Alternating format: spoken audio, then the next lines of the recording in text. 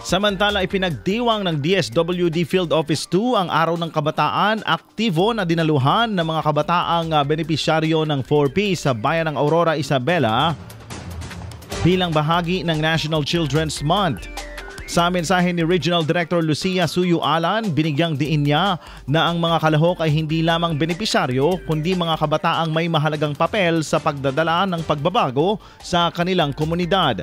Hinikayat niya rin silang unahin ang pag-aaral bilang pinakapundasyon ng kanilang tagumpay. Kabilang sa aktibidad ang poster making spoken word pieces, chants at digital content na nagtataguyod ng child protection at youth empowerment. Naglagay din sila ng personal na panata sa youth commitment or Youth Commitment Wall bilang pagpapakita ng kanilang dedikasyon. Tinapos ang programa sa isang awarding ceremony na kumilala sa natatanging advocacy outputs. Ang aktibo ay bahagi ng patuloy na inisyatiba ng DSWD upang ihanda ang kabataang 4Ps bilang may kamalayan at responsableng leader sa kani-kanilang komunidad. IFM News.